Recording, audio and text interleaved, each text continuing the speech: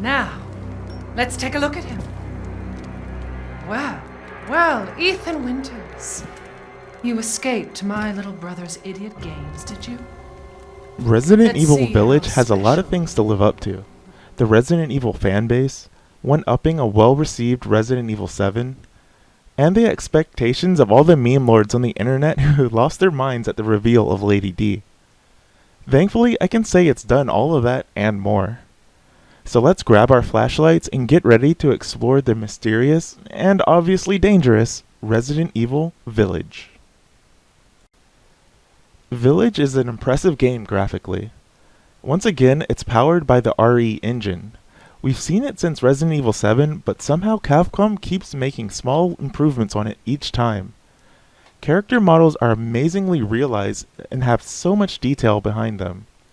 From simple humans to the ghastly monsters that roam the land, Capcom is still second to none in this regard. This also extends to the various locations you explore. There's a lot of detail and lighting that really helps set the tone for each new area. There are some really good music tracks here too. That said, it is a survival horror game, so you're not going to hear music in most situations. But when it does kick in for things like boss themes, it really catches your attention. It really stands out in the ambient sound. All around you there are moments of small objects moving around, footsteps, animal noises or not, and more. It 100% sells the nerve-wracking atmosphere that the game was trying to convey. I'd also like to give a special mention to the actors who portray the characters throughout. Everyone did an awesome job bringing these characters to life. Even Ethan, the blank slate main character, became a real boy, so to speak, in this game. It was really impressive. I do have one small nitpick that bothered me throughout the game. This game takes place in Europe, but literally every character in it has an American accent. It really bothered me at first, and then I forgot about it. But as I think about it more, it just keeps standing out to me. I guess it's better than choosing a distinct region and accent, but it was really strange. What the hell? Research post or something? What the fuck are they doing here? The story in Village is perhaps one of its strongest points, and I say that as a longtime Resident Evil fan too. One of my favorite aspects of Resident Evil is when the story makes references and connections to previous games or universe lore. And here, we get plenty of them too. Some of them are nice and hidden, but they're worth seeking out for the hardcore fans. The story goes to various locations and introduces some interesting characters to antagonize Ethan. Each are unique and have lots of personality, which I really enjoyed. It has some high and low points for sure, and I wish a few of the characters were more fleshed out, but it was one of the more satisfying stories in Resident Evil for me. I also should say it has some truly weird and scary moments in it to boot. I usually don't like hard horror, but the moments that this game has really made me happy and weirded out at the same time. I really enjoyed the fact that Village's story stands out on its own. There are lots of interesting references, but everything that's contained within Village itself is really cool and interesting as well.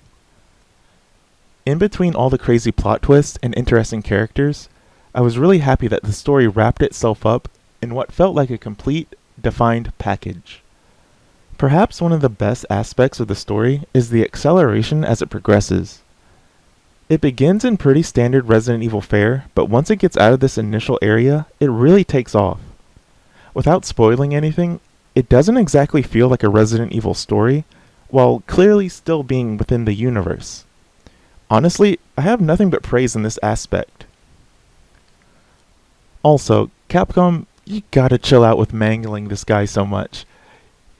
I've never seen a character in Resident Evil get the business more than Ethan does.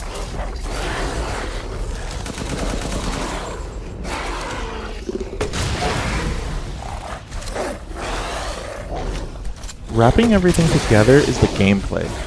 Like 7, we return to a first-person perspective, and overall, most things are pretty similar to that experience. The controls are the same with a few modifications, like being able to push enemies away after a block. Where things get a bit more interesting are some of the changes under the hood. Everything here just feels a bit more fleshed out and responsive. I'm glad to say the combat feels much better than the previous entry. There are a lot more weapons this time around too. We get the usual palette of weapons like pistols and shotguns, but we also get a few more goodies this time around, like mines, a sniper rifle, and more. It's not innovative in this regard, but it completes the usual shooter layout of weapons. Of course, we have to use these weapons against the various enemies in the game. Because enemies here tend to be fairly aggressive and kind of beefy depending on the difficulty, having a solid set of options at all times is needed. Once I settled into the game and had baddies coming at me regularly, it was satisfying to fight my way out of situations, or into them. The designs of these creatures are great once again. Capcom stepped up their game even more, having some amazing creature design. Even though some did feel a bit silly, they all have immaculate detail in their visual design. I was surprised at the amount of side quests that can be done during the game. Things that involve special combat encounters or small puzzles to get something truly unique are plentiful and worth taking time to do. There is a large but manageable amount of items to find that are both obvious and pretty well hidden in the environment. It was really fun to look around each area or room looking for secrets. And in a nod to Resident Evil 4, there are many treasures in this game. The merchant and shopkeeper return, selling a variety of supplies, upgrades, and accessories. It makes a compelling case for itself to find every treasure and sell them, because there are lots of cool upgrades and things to buy here. Aside from upgrading weapons, the players can upgrade Ethan himself as well, with things like a larger health pool and run speed and a few other options. After you beat the game, you unlock the bonus shop, something that's been featured in the last few Resident Evil titles. I was really happy to see it return. You can even unlock the Mercenaries mode, which this time I think is one of the most fun versions of it that's ever existed.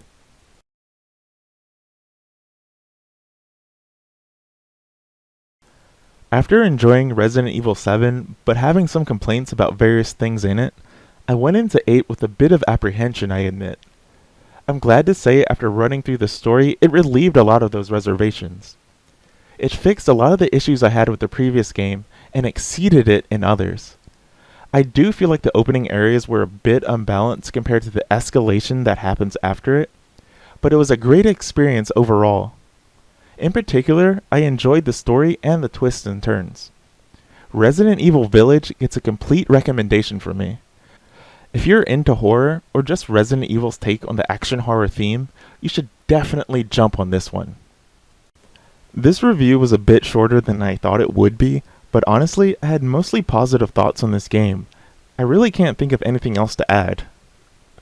As always, thanks for watching, and leave a like and a follow if you enjoyed the video. Of course, leave a comment and tell a friend. It really helps spread the word about my channel. Thank you very much.